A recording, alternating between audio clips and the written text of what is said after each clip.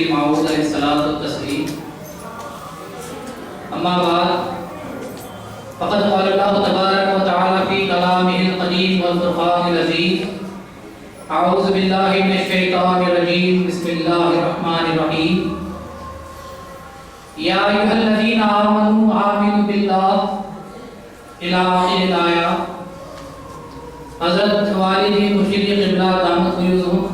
مشائخ نظام، معزز سامعین، عزت مام خاطی، خدا تعالیٰ کا ارشاد ہے کہ اے ایمان والو اللہ پر ایمان لاؤ۔ اس آیت مبارکہ میں خدا تعالیٰ نے ایمان کی حقیقت کو بیان فرمایا کہ ایمان کیا ہوا کرتا ہے، کہ تم جو ایمان لائے ہو ان ایمان لائے ہوئے لوگوں سے خدا تعالیٰ ارشاد فرماتا ہے کہ تم اللہ پر ایمان لاؤ۔ یہ بات عام فہم نہیں، کیونکہ اس بات میں خدا تعالیٰ نے ایک بہت ہی ندرت کی بات کو خدا تعالیٰ نے اس میں پوشیدہ رکھا، کیونکہ اگر باہر کھڑے ہوئے لوگوں سے گزارش کی جائے کہ وہ اندر آ جائیں تو یہ بات سمجھ میں آنے والی بات ہے۔ اگر اندر بیٹھے ہوئے لوگوں سے آپ کہیں کہ آپ اندر آ جائیے تو لوگ کہیں گے کہ یہ ایسی بات ہوئی کہ ہم تو پہلے سے اندر ہیں، پھر ہم کو اندر آنے کی بات کیوں کہی جا رہی ہے۔ اسی طرح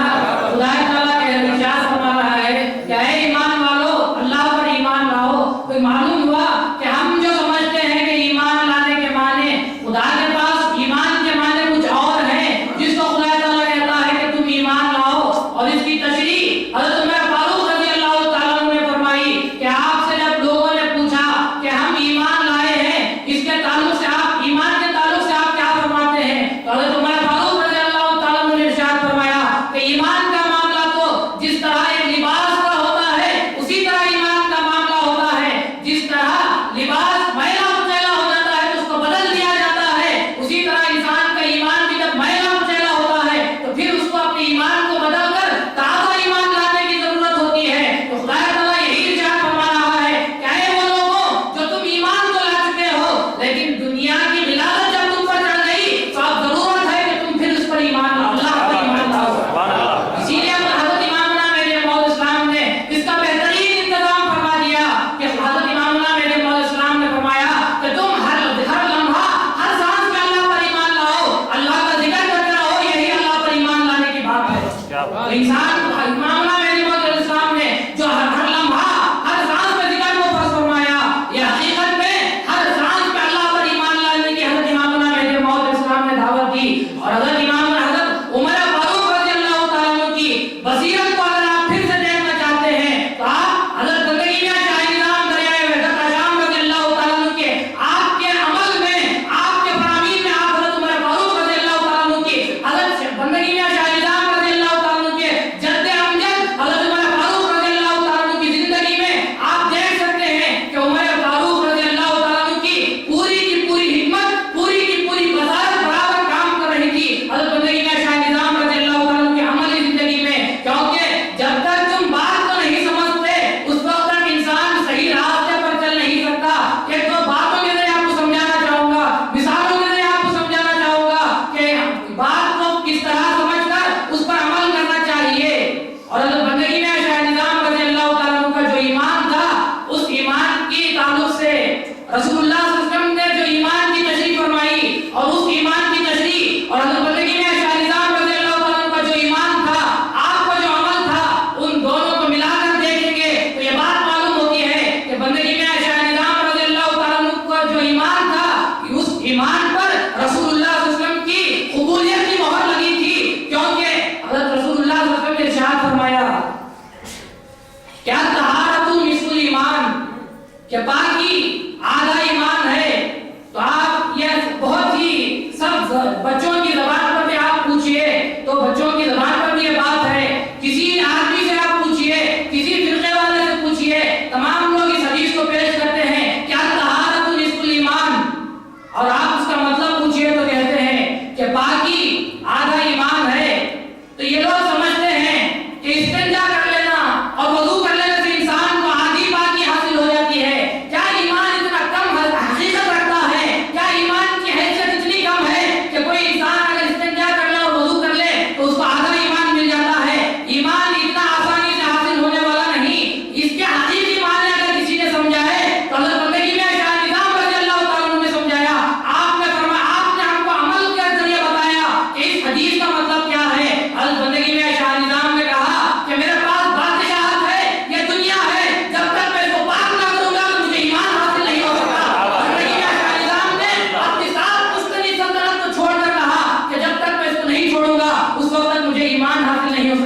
تو اس حدیث کا مطلب یہ نہیں کہ تم پاک کی استنجا کر لو تو تم کو آدھا ایمان مل جائے گا. تمہارے دل سے دنیا کی محبت کو نکال کر دل کو پاک کرنا، اس کو طہارت کے نام سے یاد کرتا ہے.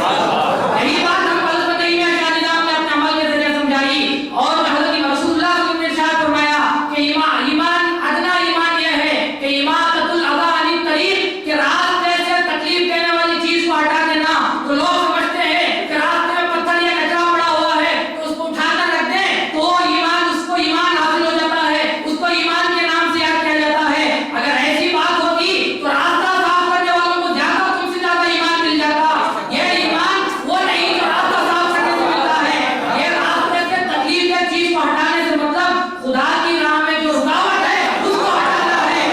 اس کو ہٹانا، اسی کو ایمان طریق کے نام سے یاد کیا جاتا ہے. حضرت بندگی میں شاہ نظام کا عمل یہی ہے کہ جب بندگی میں شاہ نظام نے دیکھا کہ مجھے خدا تک پہنچنا ہے اور اس راستے میں بادشاہ رکاوٹ ہے، تو شاہ نظام رضی اللہ تعالیٰ عنہ نے کہا کہ اس راستے کو تکلیف دہ چیز کو راستے سے ہٹانا اماطۃ الاذی عن الطریق کے نام سے یاد کیا جاتا ہے. تو رسول اللہ صلی اللہ علیہ وسلم نے ایمان کی تو تشریح فرمائی ہے، حضرت بندگی میں شاہ نظام نے اس پر عمل کر کر ہم کو سمجھایا. کیونکہ لوگ فرامین کو سمجھ نہ سکے، احادیث کو سمجھ نہ سکے. کسی نے کہا کہ استنجا کر لو، کسی نے کہا راستے سے تکلیف دہ چیز کو ہٹا لو. تو بندگی میں شاہ نظام نے سمجھایا کہ اس حدیث کا مطلب کیا ہے، عمل کر کے بتا دیا کہ راستے سے تکلیف دہ چیز کو ہٹانا. طہارت سے مراد دل کی پاکی کو ہے. جب تک تم اپنے دل کو پاک نہیں کرو گے اس وقت تک تم خدا کو پہنچ نہیں سکتے. اسی لیے بات کو انسان کو سمجھنا ضروری ہے. جب تک انسان بات کو نہیں سمجھتا اس وقت تک انسان نہ تو اس فرمان سے فائدہ اٹھا سکتا ہے، بلکہ بغیر سمجھے عمل کیا جائے تو انسان کو بجائے فائدے کے نقصان بھی ہو جاتا ہے. حضرت سعدی شیرازی رحمۃ اللہ علیہ نے اپنی بوستان میں اس ہدایت کو نقل کیا ہے. اس شعر کو آپ نے لکھ کر ہدایت کو نقل کیا ہے کہ ایک مرتبہ ایک آدمی دو دوست جا رہے تھے. ایک دوست کو مل کر دوسرے لوگوں نے، دو دوستوں میں سے ایک دوست کو دوسرے لوگوں نے مل کر مارنے لگے. کسی نے ہاتھ کو پکڑ لیا اور تمام لوگ مل کر اس کو مارنے لگے. تو اس کے ساتھ جو دوست تھا وہ فوراً سے بڑھتا ہے اور بڑھ کر